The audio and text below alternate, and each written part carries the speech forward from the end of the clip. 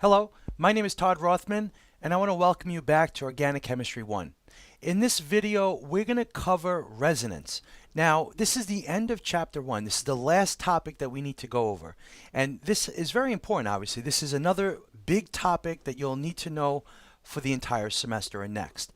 So let's go over this very carefully, just like we've been doing with all these other subtopics. And as you can see here, we have 7 things to do. And the last thing is just problem solving. You're going to learn a lot through problem solving, okay? So just like, like anything else, you'll have to practice, and we'll do some of that together. But first, let's get started with some general ideas. Let's just talk about some general introduction. Why do we talk about resonance? Like, what is this all about? Well, the first thing I want to point out is that when we describe things on paper, so when you and I want to talk about a molecule, we have to be pretty specific about what point of view we're looking at about that molecule, because we could be talking about the molecule from, let's say, an orbital point of view, or maybe from a valence electron point of view, just knowing how many electrons are around. Maybe we want to talk about its anti-bonding properties. So it's really important that we know what we're trying to focus in on, because otherwise it could become overwhelming for someone to see your drawing. And so that's what these points here are all about. If you read this, then you'll see what I'm saying. So basically, we want to decide what level of detail to describe on paper. So for example, in this first example here, if I want to talk about the orbital diagram, I might draw a carbon and show its hybridization like this.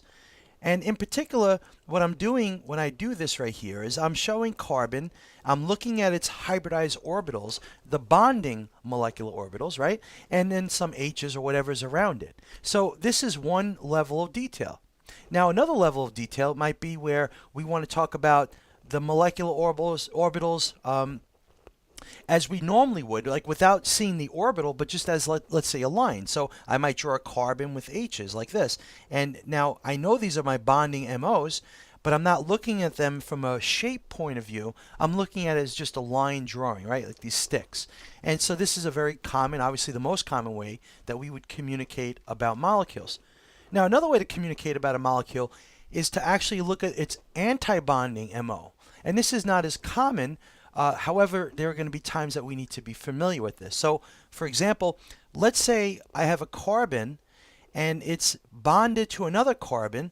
And what we want to do is we want to focus in on the orbital of one of these carbons and H's. So, for example, here's the structure, and this yellow carbon here that I'm highlighting, that carbon, let's say, has an orbital, an anti-bonding orbital to an H. So here's an H.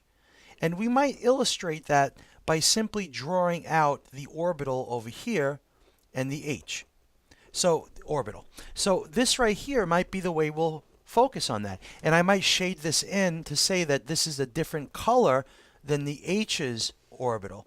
So you notice how what I'm doing is I'm drawing a regular line drawing, but now I'm focusing in on this one orbital. And I know it's the anti-bonding orbital. How do I know that? Because the shades are not matched up. So remember how if the shades don't match, that creates a node. And we know that anti-bonding orbitals have nodes between the two atoms.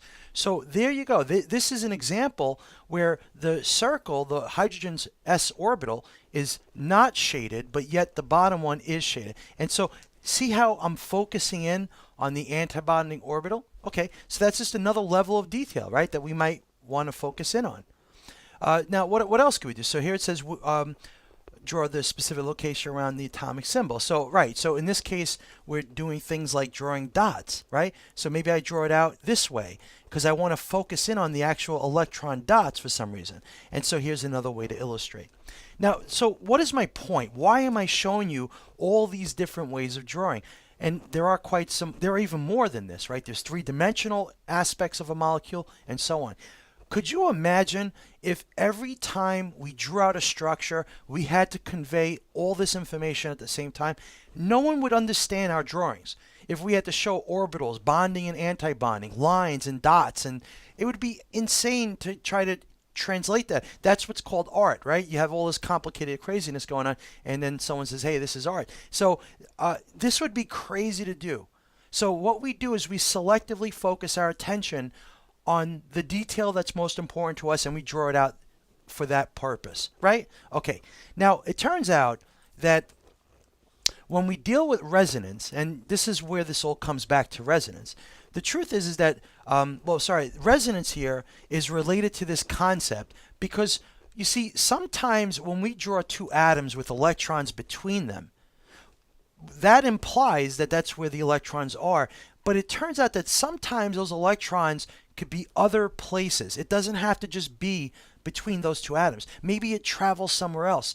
But on paper, we draw one location for electrons at a time. And so this is the idea of resonance. Resonance is where we're moving electrons around the system. We'll learn all about why that would happen in a moment.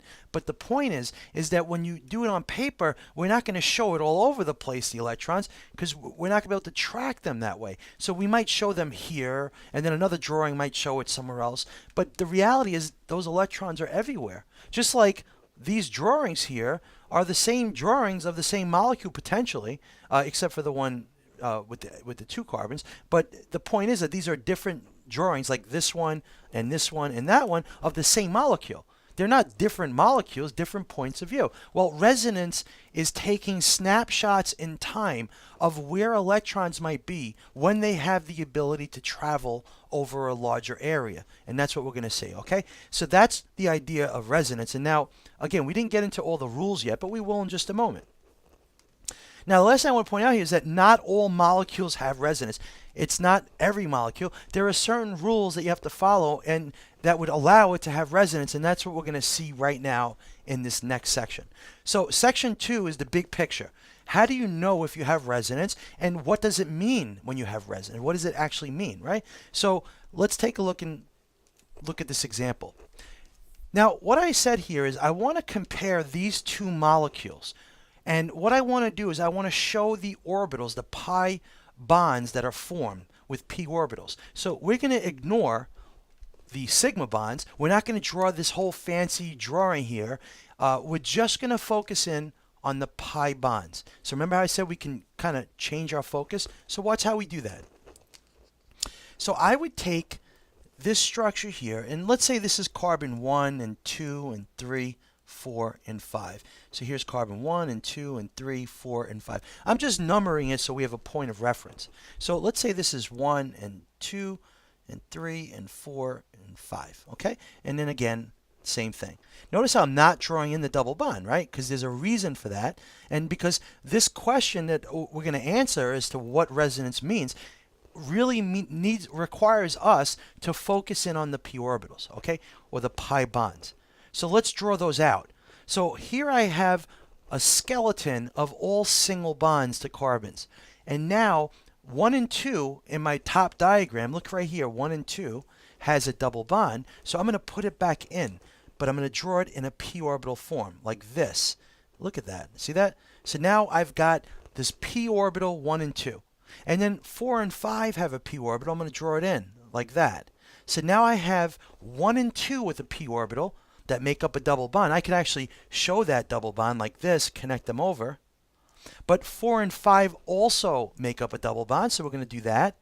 And this is the alkene, or sorry, I don't want to use the term alkene. This is the molecule with two double bonds, but focusing in on the p orbitals. Not only that, notice that we're focusing on just one of the p orbitals for each of them, right? Remember how there's bonding and anti-bonding? So this is the bonding. So I'm assuming, for example, if this is shaded up here, then this is also shaded up there. If this is shaded up here, that's also shaded. So as long as the shades are matching up, we know it's the bonding. Well, here it is. This is our illustration for this molecule.